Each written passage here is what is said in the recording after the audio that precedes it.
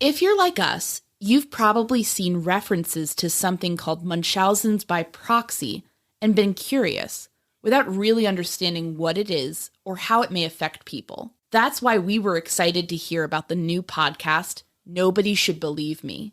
The host, novelist Andrea Dunlop, takes an in-depth look at this subject. No one has ever done this before. She talks with people who have been affected by this condition. She even speaks with a perpetrator. We've already listened to the first 2 episodes, and we can tell you that Andrea doesn't dwell on the darkness. She takes great pains not to be gory or exploitative. This show has heart. It focuses on the humanity of everyone involved.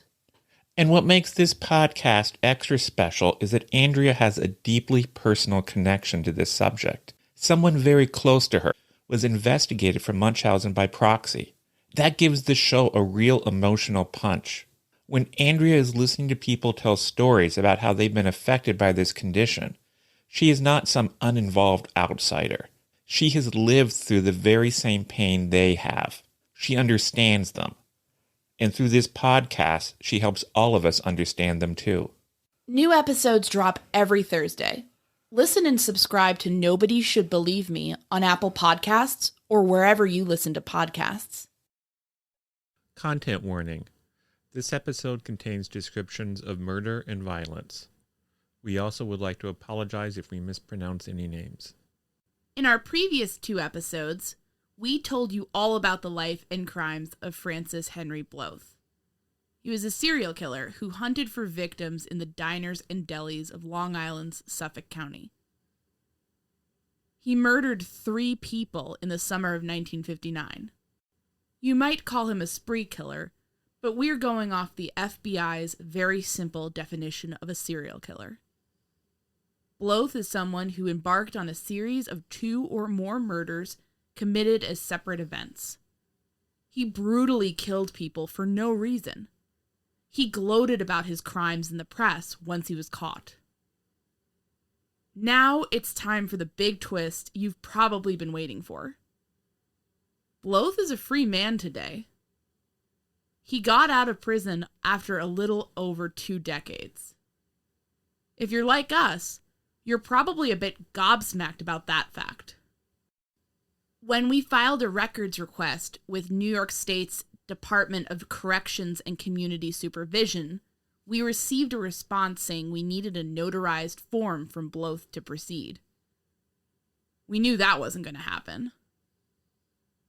The department also let us know that they're pretty sure they destroyed all the records around this case after the minimum retention period was up. So we didn't get the records, but we're still going to talk about why Bloeth was released. And we'll also get into the context around the history of incarceration in the United States, with some help from John Jay College of Criminal Justice professor Robert McCrie. My name is Áine Cain. And I'm Kevin Greenlee. And this is The Murder Sheet, a weekly true crime podcast. Áine and I connected over the Burger Chef murders, a 1978 unsolved case involving the killings of 4 young restaurant employees. Now we're looking to track restaurant homicides. To help us understand the patterns of these crimes, we created a spreadsheet of nearly 1,000 eatery-related killings, the Murder Sheet. We'll be drawing on that data throughout Season 1 to give you a deep dive into undercovered crimes. We don't just rely on skimming the headlines. We dive into these cases to bring you in-depth coverage. We're the Murder Sheet, and this is The Other Long Island Serial Killer, Part 3. A conversation with John Jay College of Criminal Justice professor Robert McCrie.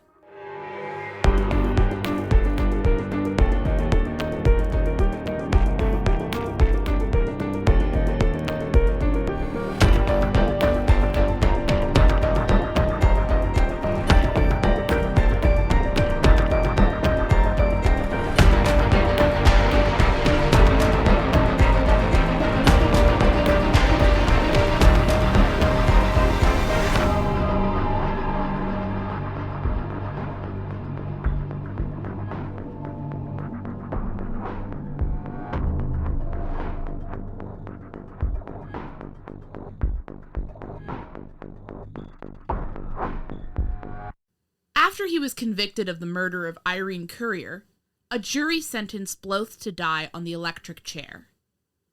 Today, death sentences are infamous for taking decades to carry out. The criminal justice system was much swifter back in the 1960s. But Bloeth was entitled to his appeals. And he ended up winning a right to a new trial. The reason? Newsday, a Long Island newspaper, had published his confession before his trial.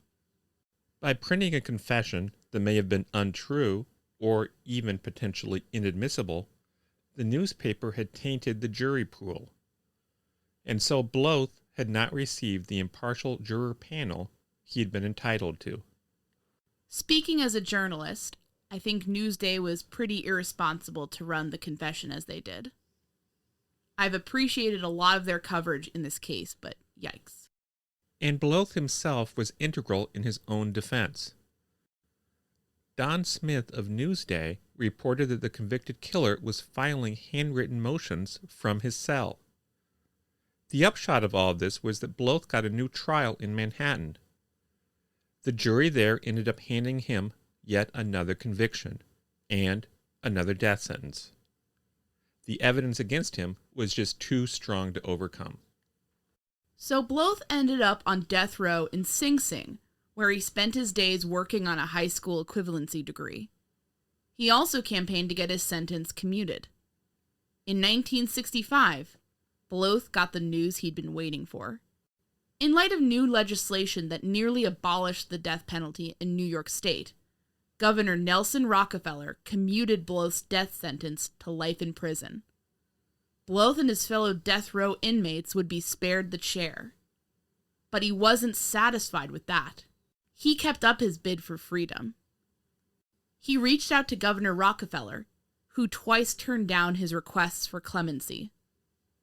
In 1976, Bloeth's ongoing efforts even made his hometown paper once more. Don Smith of Newsday reported that Bloeth was striving to convince New York State Governor Hugh Carey to commute his sentence. As part of that scheme, he wrote a letter to the district attorney who'd put him away, John Cahalan. At that point, Cahalan had been appointed to the Empire State's Supreme Court. Justice Cahalan, nothing can alter the past, but through education I have changed, Bloeth wrote in May of 1976. But Cahalan was not moved.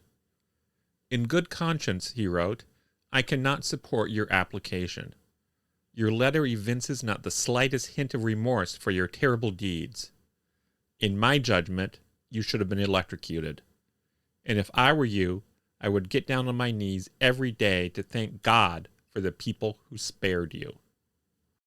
After the 1971 Attica uprising, Bloeth made the newspapers once more. Only this time, he was serving on the Attica Inmates Liaison Committee as an advisor, according to Newsday. After being elected by their fellow inmates, members of this committee worked to better conditions at the infamous prison. John Cummings of Newsday reported that Bloeth was one of 4 inmates who New York State had retaliated against for their role in a 1972 nonviolent work stoppage strike at the prison. Bloeth's then attorney, Leonard Wexler, had released affidavits saying that Bloeth and his companions had been stripped, searched, shackled, and taken by car to the Green Haven Correctional Facility at the other end of the state. The state was forced to cop to the accusations. A few years later, Bloeth appealed for his freedom on the grounds that his Fifth Amendment rights had been violated. Remember, Bloeth's original attorney, Sidney Sibin, told him to confess his deeds to the police, a move that most defense attorneys would strongly discourage. That certainly seems to leave room for a Fifth Amendment violation. But a U.S. District Court judge rejected that motion. The convicted killer wasn't going to go away quietly, though. Bloeth even sat for an interview with Newsday in 1972.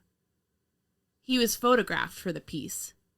He looked bald and pudgy, with heavy glasses and a white, prison uniform.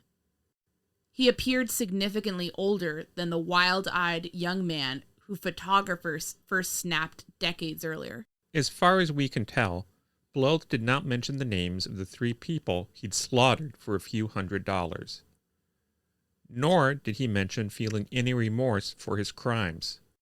He just talked about how his early experiences with the criminal justice system had messed him up. He also spoke about how he planned to continue to bombard the state with motions to release him. "I still appeal without let-up. I'm going to cost the state a lot of money," he told Newsday in 1972. When he wasn't writing motions, Bloeth wrote some pretty bad poetry. One poem appeared in the August 1976 issue of the Syracuse Peace Council's Peace newsletter. It's called Existence. Áine will now read that poem to you. In a small, lonely cell, you will while away time, thinking of how to better your mind. Magazines, newspapers, and books are all read, but your eyes soon grow tired, and you head for your bed. And you'll awake in the morning, then eat a small meal. Emotional strain is all you will feel. Now the seed may be planted to increase your skill, a brain to be used, a life to fulfill. And throughout the day, as time passes by, you'll be seeking and searching, but never knowing why. For you know that each day will be like all the rest. You merely exist and hope for the best. You tire of hearing the same kind of talk, as the stories are the same, but you listen and walk. A stroll through the yard, surrounded by brick, at least 30 feet high and about 3 feet thick. Spotlights and towers with guns perch on high. You can't even enjoy a look at the sky. And you can't help but wonder, who said life's divine, as you sit in a cell and while away time.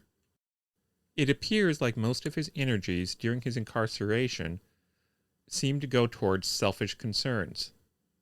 In his poetry, in his statements to the press, in his letters seeking support, he didn't focus on his victims or wrestle with the wrongs he had committed.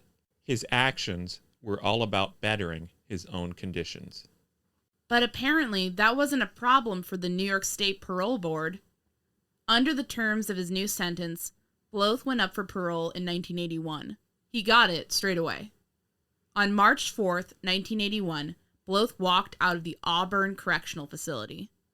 Politicians and the loved ones of his victims were disgusted with the development.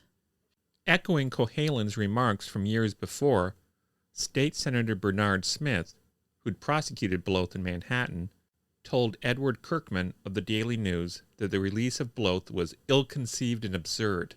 He forfeited his right to live in society. If anything, the man should spend the rest of his natural days in prison and not be allowed out into society. Irene Currier's brother, Irving Bailey, told John Cummings and Tom DeMoretke of Newsday he better leave this part of the country because someone may take a shot at him. Cummings and DeMoretke of Newsday also touched base with some of the officials involved with the investigation into Bloeth's crimes, as well as his defense attorneys. He had the whole county upset at the time.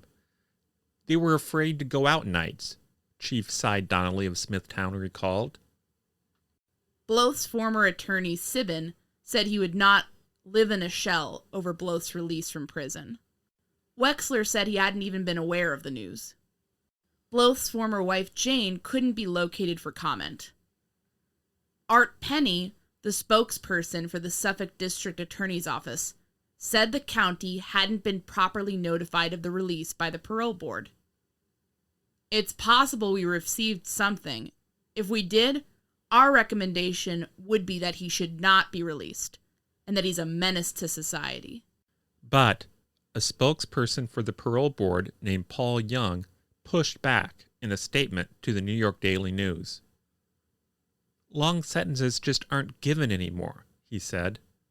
The parole board sees guys coming up on homicides who will serve 4, 6, or 8 years. We were concerned about the disparity of sentences. This guy was a prince in prison.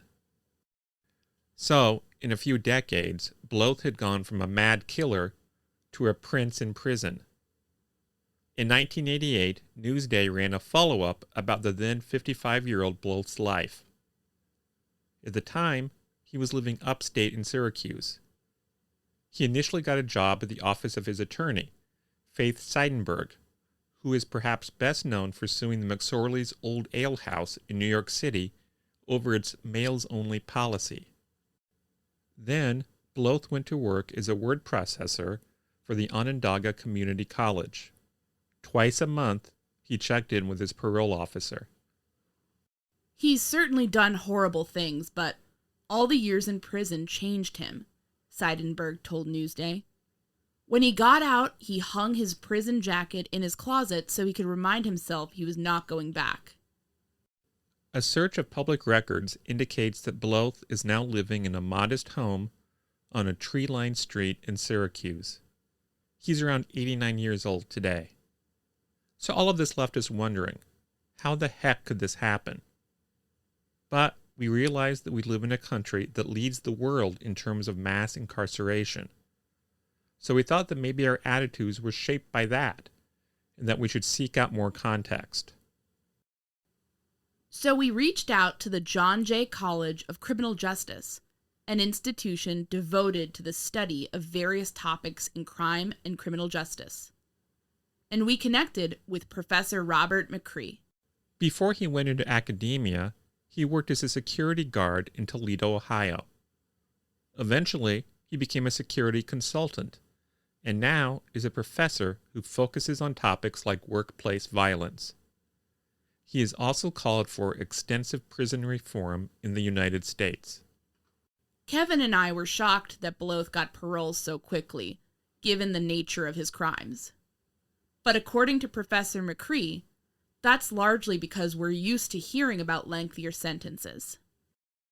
We are an outlier as a nation in terms of punishment. We punish longer and more severely than than all other economically advanced countries. So when you hear someone like this Mr. Bloeth being released after these killings, you wonder how come. But McCrie says that Bloeth's release was not an aberration for the time. It is an exceptional case, but not an extraordinarily exceptional one. And New York State in particular was working towards shorter sentences in the previous century. You know, it's interesting, in Suffolk County, New York State was in many ways a pioneer in terms of issuing parole to individuals. And right now, our parole rate is down considerably over most other states. So Bloeth likely benefited from being in the right place at the right time. Professor McCrie filled us in about the history of more lenient sentencing. Basically, when people talk about how back in the day things were stricter, it's fair to say that death sentences were carried out faster. But the judicial system, by and large, was more lenient in many respects. When this occurred, this was one of the periods of time when the number of persons in jail or prison was about at a historic low in this country. And for that matter, the sentences were not particularly long either. And furthermore, in his case, the judicial activities in resulting in the prosecution were not so finally worked out, and that probably led to, from the sentence of death to a successful appeal.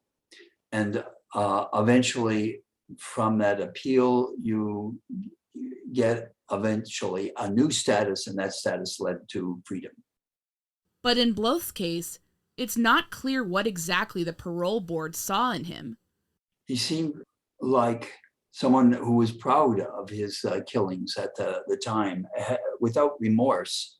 That's another factor. Individuals who have been convicted for manslaughter or murder are not likely to be released unless their behavior while incarcerated is admirable. And also they show remorse for the event that they have perpetrated. But of course, we didn't see any public declarations of remorse from Bloeth. To be frank with you, something about Bloeth getting out seems wrong to us. He killed with impunity. We don't know what would move the parole board to release him. But it's fair to say that regardless, the U.S. has a problem with mass incarceration. As of 2016, 2.3 million people are incarcerated in the U.S. The American Civil Liberties Union estimates that the incarcerated population of the U.S. has surged by 700% since 1970. So we thought this would be an interesting opportunity to ask Professor McCrie a few questions on this topic. How can we support the cessation of mass incarceration without endangering public safety? Does the system need to let people like Bloeth out in order to effect meaningful change? Or are there other options? Well, first of all, McCrie says it's important not to buy into the narrative that releasing all non-violent drug offenders will solve the problem. It's a nice thought, but it's pure fantasy. Drug and alcohol abuse do play a role in criminal behavior, but they're not the reason that most inmates are in prison. In state prisons, most of our individuals are there for violent crimes, 80% of them. But among those, all of that 80% have a drug issue or an alcohol issue that has been a part of their behavior prior to their crime. McCrie says that part of the issue is that we do in fact live in a violent society. Crime in the United States is different than crime in places like Western Europe. I think the public feels that we're in a dangerous society. And in terms of violent crime, the U.S. is higher than other economically developed countries. But in terms of property crime, we're not. We're lower than Western Europe. In fact, when security people from Western Europe come here, police come from Western Europe, they turn to us for ideas about how we keep this level of crime so low. Police here are surprised. What? You think we're low? We don't think so. But by European standards, we're low. So there's good news there. And why do we have more violent crime? Well, we're a violent society. It can be related to guns. It can be related to issues that are connected to racism in this country that go way back to the early 17th century. And there can be other reasons as well. Yeah, it's interesting. I'm curious, in terms of things like the Rockefeller drug laws and, the cocaine, crack epidemic, things like that, were those kind of the main things that would change the system to make it much more longer sentence? That certainly was one of them, the Rockefeller drug laws. But there were key pieces of legislation that resulted in these were federal acts, but they spurred the growth of state activity. And as you know, 90% of the prisoners are in state institutions. But these three federal acts had incentives for the states to build more prisons or expand the laws that would lengthen the sentences. The Three Strikes Act was encouraged by one of those federal laws. So federal legislation has a big impact on this. Professor McCrie says that the mass incarceration problem is the responsibility of both the Democratic Party and the Republican Party, both of which have supported harsher punishments. And there's a good reason for that. Being perceived as soft on crime is political kryptonite. At one point in our conversation, I brought up the case of William Horton. Horton was a felon who was sentenced to life for the murder of Joseph Fournier, a gas station attendant. In 1986, Horton left prison as part of a weekend furlough program. He used that opportunity to escape. The following year, he raped a woman and attacked her fiancé. He became a political issue in the 1988 presidential campaign. That year, supporters of then-candidate George H.W. Bush ran a photo of Horton in an ad bashing his opponent, Michael Dukakis. Dukakis had been governor of Massachusetts at the time of Horton's participation in the furlough program, and he had also supported the ongoing furlough program. Critics said the ad used coded language to stoke racial fears. Bush ended up defeating Dukakis in a landslide. The result of some of these political trends has been a prison system that has put punishment ahead of rehabilitation. Rather than working to become law-abiding, nonviolent, and productive members of society, prisoners are left to rely on joining gangs for protection. When they're released, a lack of job prospects pushes many back into a life of crime. Professor McCrie has a few ideas on how to change things for the better. Exactly. You can see both political parties looking at something that their opponent has done that can serve as an avatar for their campaign against that candidate. So, there are some prisoners who cost the public hundreds of thousands of dollars a year per person, one person. Why? Because of the intensive medical care and court orders that require 24-hour supervision of this one offender. I've seen such persons in visiting various prisons. And part of reducing recidivism rates could be creating more meaningful experiences for prisoners. Prisons could strive to be places where inmates could work to become a part of society again, or to heal from whatever prompted them to begin a life of crime in the first place. Well, certainly, look, we are the US of A. We should be inventive and get out of this dark age of incarceration, which we are experiencing now. So it is an opportunity for fresh thinking. And one area where the fresh thinking can occur is what happens to the incarcerated person during her or his period behind bars. There is no incentive on the part of correctional authorities to see persons released and not come back. In fact, the incentives are for them to come back, because what will happen to the jobs if they don't come back? One of my graduate classes, I posed the question one evening. We have this terrible revolving door. Supposing you had access to brain power and money for rewards, how would you change the situation? And the first student said, nothing can change it. Those people are behind bars because they belong behind bars, and the longer they stay, the better. Well, in any case, that might have just been to get my irritation. But as the discussion went on, people saw that there could be incentives for wardens and their staffs who had prisoners who did not come back. Would that be good for the community? Well, if they did not come back, that means that they were not committing crimes. And they weren't taking more money from the public pocket to pay for their incarceration.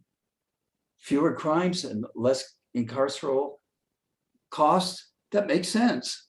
In fact, that would pay for itself substantially. Then one of these back of the envelope calculations, you could see that if you reduce the incarceration rate just a little bit, you would save the public a lot of money and still make those who wanted to spend time behind bars were satisfied by what occurred. Okay, so then the idea was provide incentives for the correctional facilities themselves to have offenders who are returning to the community offend at a less frequent level.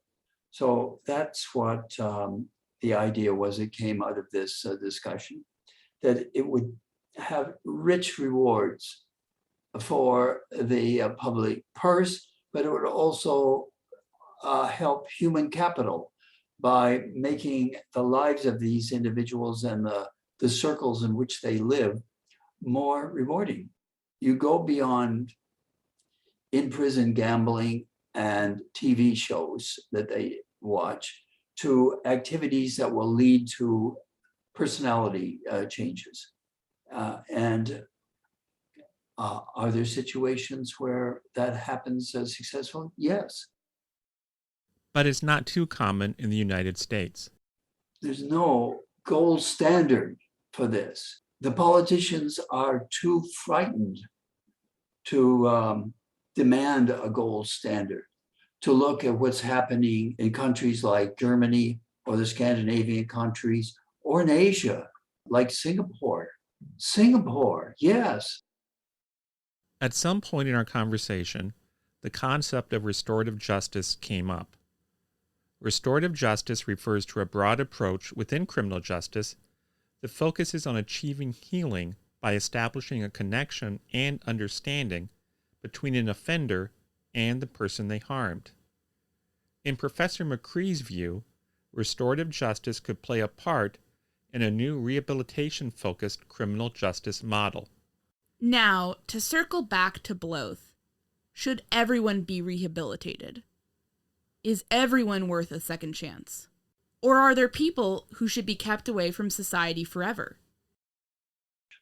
Restorative justice is not a panacea, but for about half of the cases, say, at this point, there is a beneficial result from endeavoring to have restorative justice processes where the offender and the offend can eyeball each other and hear what each other has to say about what took place in the past. When Bloeth was captured, he certainly sounded incorrigible. The only reason I didn't kill more was that I didn't have any more bullets, he told the papers. But, as far as we know, unless there are unsolved and unknown crimes that we're not aware of, he did not reoffend. But were his crimes too great for him to ever deserve a second chance? Did letting him live out his days in Syracuse in some way diminish the value of the lives of Hans Hackman, Lawrence Kircher, and Irene Currier? Depending on your point of view, punishing criminals and seeking vengeance on behalf of the dead may sound irrational and base. Or perhaps you may consider it naive to think that the reform of violent offenders is even possible, let alone a worthy cause. So we also posed this question to Professor McCrie. How can we as a society negotiate the balance between these two competing impulses?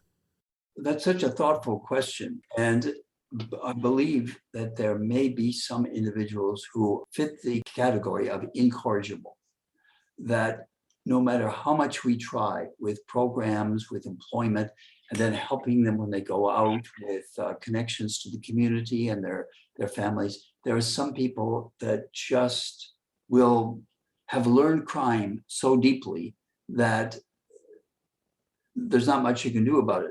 Yes, in effect, they can age out, get to be 70 and sick, and they're not going to do much. But if we're talking about younger adults, there may be some that just are not ready to be released. This is something I always think about, and I wanted to get your sort of take on it and how you sort of think about it.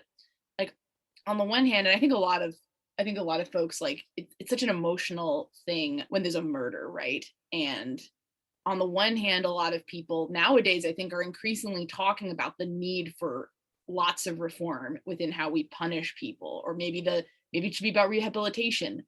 But then I think a lot of people would be like, well, if my kid or mom or whoever got killed, I wouldn't want that person to ever, I'd want them to be punished. So like, how do we reckon with our emotions when talking about this very important subject in order to not dismiss those, but, you know, have a realistic conversation about what can be done with prison reform? Well, we are a punitive society, and when individuals are sentenced to a term in the prison, they have lost their freedom.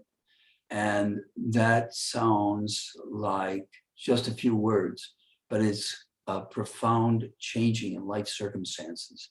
They can't call somebody, they can't wear something, they can't eat something, they can't decide where they will live or how they will live. They've lost their freedom. And that's the punishment of incarceration. But to some people, that doesn't go far enough. They should be made really miserable while they're there. They want revenge. But what, as a society, we should be looking for is explaining to the victims and the victims' supporters, look, this is a really bad life to be locked up. Even if we give them good food and medical care, 3 hots and a cot, it's still not a good life. You like to try it for a day for yourself, even for one day, it's harsh. Therefore, your desire of seeing the individual punished is being met by the system, even in the best of circumstances. So now, don't you want that individual coming out of incarceration, where that person will make a contribution to society, pay taxes, contribute to the community, do all the sorts of things that we feel responsible people should do? Yes.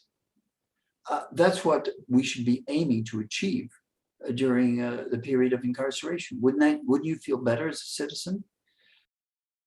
We'd be curious to get your thoughts on this topic and the outcome of the Bloeth case. Feel free to reach out to us at murdersheet@gmail.com. We'd like to thank Professor Robert McCrie for taking the time to talk with us. It was a very thought-provoking conversation. For this episode, the final episode in our The Other Long Island Serial Killer series, we relied on a lot of reporting from Newsday, specifically articles by Don Smith, John Cummings, and Tom DiMarecki. Reporting from Edward Kirkman of the New York Daily News was also very helpful. Thanks for listening to this episode of The Murder Sheet. As always, thanks to Kevin Tyler Greenlee, who composed the music for The Murder Sheet, and who you can find on the web at kevintg.com.